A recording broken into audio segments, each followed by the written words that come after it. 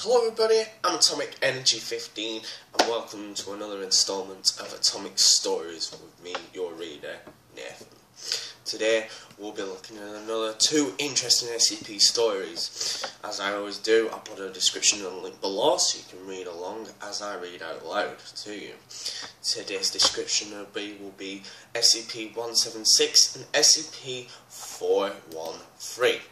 As always, if you like the videos, please like, rate and comment and subscribe for more videos, and I'll hopefully catch you up into the next one. Without further ado, let's get on with it. SCP-176 Object Class Euclid. Special Containment Procedures. SCP-176 is contained on site under the cover of an industrial chemical contamination. Any civilians attempting to enter 176 must be detained. Multiple high-speed cameras are set on within the observation room and linked, consistently running to analysis computers. If any deprivation is observed in the recorded sequence, all recorded data must be immediately backed up and senior staff must be notified. Description: SCP-176 is an abandoned chemical factory situated near data exposure. The building consists of a factory floor with an observation room on the second floor, separated from the main room by one-way mirrors. These are three entrances to the building. 1. A 3-bay docking loading door, whose doors have been completely welded shut. A ground door employee entrance, and a second floor observation room entrance accessible via the metal staircase for the north end of the building. When the building is entered via the locking dock or the employee entrance, no anomalies are observed, merely an empty room in severe disuse and disrepair with a small amount of metallic debris consistent with being stripped down. An abandoned factory. The inside staircase leading up to the observation room is missing and inaccessible, and so far every attempt to enter the observation room via the inside of the factory through the access door or windows has failed. When the observation room is entered via the second floor outside door, a factory observation room consistent in disuse and disrepair for the rest of the building is found. However, the factory floor is viewed through the observation windows. The anonymous property of SCP-176 is visible. The view from the observation room through shows a static, repeating scene that lasts approximately 11.3 seconds before repeating. Visible through the window, the room of the same dimensions and layout as the factory floor, who's painted white and sterilised. Set up in the middle of the room is a huge electronic device of intermediate function, covering at least 50 square metres and extending approximately 2 metres in height at its highest point. 5 individuals in white, clean suits appear to be working on the device. Approximately 5.9 seconds into the scene, the employee entrance door bursts open and 4 individuals wearing black tactical armour, wearing no identifying marks or emblems, enter the room and open fire on the research personnel.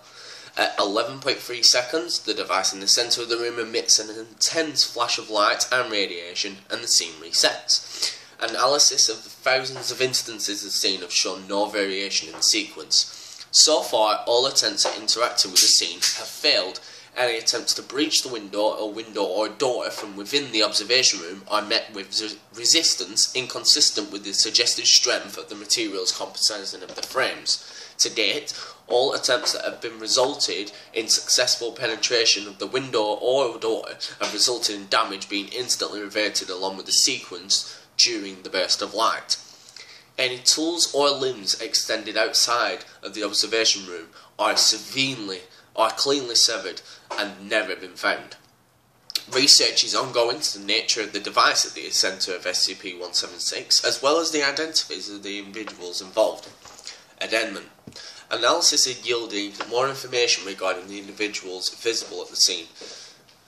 The first one is an unidentified researcher 1, male, Caucasian, approximately 40 years of age, with brown hair, green eyes, stands in the southeast corner of the room, reading from the standing monitor. He's hit 3 times in the chest by an automatic fire at approximately 8.1 seconds and appears to be killed instantly.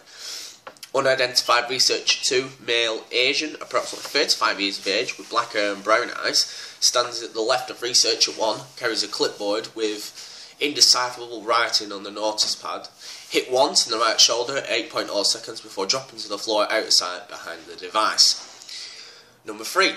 Female, Caucasian, approximately 40 years of age, with brown hair and amber eyes, sits at the desk at the southwest corner of the room, working on the computer station. Is completely out of sight when the gunfire begins. Takes cover behind the desk, appears to be reaching for some weapon before shortly the end of the sequence. Unidentified researcher 4, male, Caucasian, approximately 45 years of age, with brown hair and intermediate eyes, stands in front of the device, northeast, with his back to the observation room, shot twice in the head at 7.2 seconds, killed instantly. Unidentified researcher 5, male, intermediate, stands in the northwest corner, mostly obscured, approximately shot at about 7.8 seconds and drops down outside. Unidentified assailant number 1, male, is wielding a suppressed M4A1, enters first, shoots researcher 4 and 5, then moves towards the device. Unidentified assailant 2, male, again, wielding a suppressed MP5N, enters second, turns left, shoots researcher 1 and researcher 2, then sweeps towards the southeast. Unidentified assailant 3, male, intermediate, wielding a suppressed MP5N, enters third, turns right and moves under the observation room. Unidentified assailant 4, male, intermediate, wielding a suppressed TMP, stays at the door covering the others. As you can see, it's a very weird one, this. Seems like these researchers were making some sort of like time machine, possibly. And obviously something went wrong. People wanted this machine for themselves. This is what I'm thinking anyway. They burst through the door, a couple of rounds have hit the machine, most likely. The machine's malfunctioned, and then probably tore a hole in space and time, and these one-way mirrors have sort of captured a rip in time and space that's completely observed over and over again. It's like a time loop, but it's really weird if you've got like loads of weird stuff like that, things that just can't be explained, and things that are still undergoing research as well. And it says that it's completely impossible to reach the observation room from when you're stood on the factory floor. So vice versa as well, it's completely impossible to reach the factory floor if you're stood in the observation room, which is sort of like suggestible about the time loop suggestion, where it's both entities are completely ripped apart from time and space. So the factory floor and the observation room are completely in totally different time dimensions to themselves. But I really like them. I think that's a good read in itself. If you want to read like that, like I said, I'll always leave a link in the description below. So, let's get on to the second one. SCP-413. Object Class Safe. Special Containment Procedures. All entrances to SCP-413 are to be sealed and put under armed guard. Under no circumstances are unauthorized personnel allowed to enter SCP-113, with guards unauthorized to use lethal force. Any personnel entering SCP-413 for experiments are to wear GPS trackers and safety lines at all times. Should containment be breached, for an O5 degree containment protocol 413 must be immediately enacted at the highest ranking personnel present.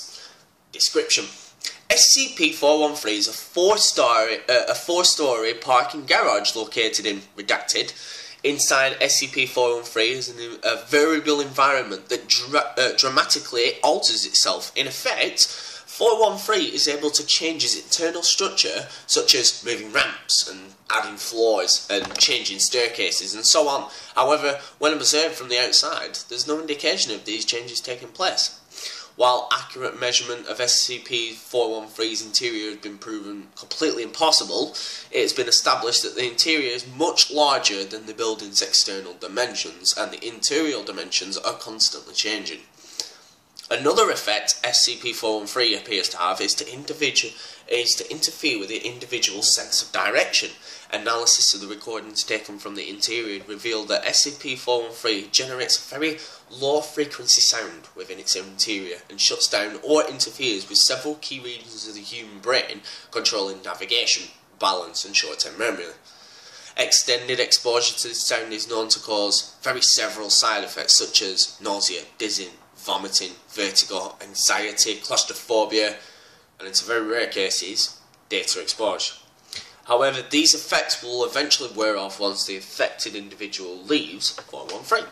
Under no circumstances are any personnel to enter 413 without any navigation aids or safety lines. Navigation within 413 without the use of artificial aids or such as GPS or safety lines is nearly impossible, as the combination of consistently shifting interiors as well as the disruption sound frequencies to interfere with natural human navigation.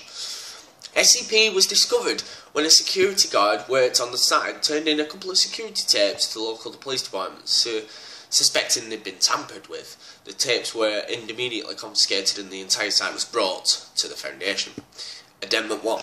After several incursions, it has been brought SCP is in fact sapient and is not evident at first. 413 is able to independently thought and process human-level intelligence. Communication was initiated by the printed words and signs of SCP-413's walls, and it's able to manipulate to form individual words and sentences. Analysis of SCP-413's behaviour suggests that it does, and is very highly mischievous and enjoys fooling around and playing pranks on the unsuspecting.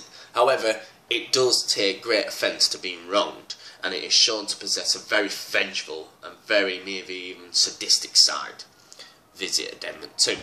So this is the interview log that's between what they've recorded on the data. So I'll just do like a quick intro for what this says. This is the first one. Dr. Blank, hello SCP-413. Hello, Doctor. Alright, let's get this interview started, shall we? How long have you been aware of our presence? Since the day I was built. And when was that? I don't remember. It's something I don't think about. Why are you changing your interior? Because it's boring sitting here all day. So why don't you do it? Why do you do it for a particular reason? I do it for fun, but the others don't approve. Others? The buildings next door across the street don't believe I'm a productive member of society and that I will give away their plans. What plans? That we attack tomorrow. Visibly pales. I'm just kidding. Did you see that look on your face? It were hilarious. I think we're done for today. Join our fun. So there's a couple of video logs that have been recorded as well. Addendum 2's at the bottom as well, which I'll read out, but I'll read all these because it's quite a short list. So video log consists of a family of 6 tourists. SCP-413 proceeds to thwart any attempt for the subjects to find their vehicle. It constantly changes signs and markers to mislead and confuse subjects for the next 20 minutes. Video 2. A very neglectful mother and her child. The subject is constantly led round in circles, with every path she takes constantly leading her back to her car, where she is keeping up with her child that's locked in. The cycle continues for about 7 minutes before the subject finally gives up and leaves SCP with her child. A businessman. By manipulating a ramp and sign placement, he leads the subject round in circles and forcing him to drive through a complex and a confusing path before letting him exit. Ooh. A group of 5 teenage vandals. Subject enters 413 and begins vandalising vehicles and the interior. Data explorers. So this is Addendum 2. The 5 teenage youths seen in video of Log 4 were found on blank 2000 and blank by Foundation Exploration Team. The teens were still alive, though exhausted, malnourished and dehydrated, despite being declared missing for over 3 months. Before being administered Class A amnestics and returned to their families, the 5 teenagers revealed that they were locked in an inescapable labyrinth created by 413, and that they were only being kept alive by several water fountains and vending machines that would conveniently appear. They also stated that data expunge. The 5 teenagers were apparently inside SCP for the entire exploration phase, somehow eluding our deep sensing equipment. Further exploration suspended pending further review now. And the containment procedure protocol for 413, due to the inability to plant charges within SCP-113 continuity case at the major containment breach, it will be carried out by either cruise missile or airstrike, and it will just blow up the entire building if it chooses to become so sapient that it decides to just uproot and leave, basically. So that's it. It's an endless garage. You want to talk about it in that way? I kind of find this one a bit creepy, because have you ever had that feeling that you go inside one of those big garages and you just feel like, am I going the right way? Am I not going the right way? Is this where we were going first? Is it the right floor we're on? You know, it's the many questions you ask yourself, and it's sort of the thing that tampers with your mind a bit. And saying that it's just a normal four-story park, it's a four-story parking garage. Bloody hell, I can't get my words out. And that it's completely sapient, so it's able to change the complete interior of this whole garage to its means, to its own means. And right at the end, when it says Addendum 2, it's talking about the 5 teenagers that vandalised it. I mean, I would be pretty scared if, you know, I was stuck in an endless labyrinth that was just had a few water fountains and vending machines in it, and this thing created it. I mean, this is a 4-story garage car park. This thing changed into a labyrinth, which completely held these 4 lads in, while all the time normal people were coming in and out of it. So it really makes you think. It's strange, this one, isn't it? I mean, like I said, if you've got any comments about this, or you want me to do a special SCP reading for you, put it in the comment below, please, and I will most likely read that out. And because I'm all about you guys, that's what I'm all about, and I love that you're supporting me and I'm supporting you, and that's what we want. So, as I always do with the end of every video, please like, rate and subscribe if you like this video for more videos in the future. And as I always say, I am Atomic Energy 15. Peace out, guys.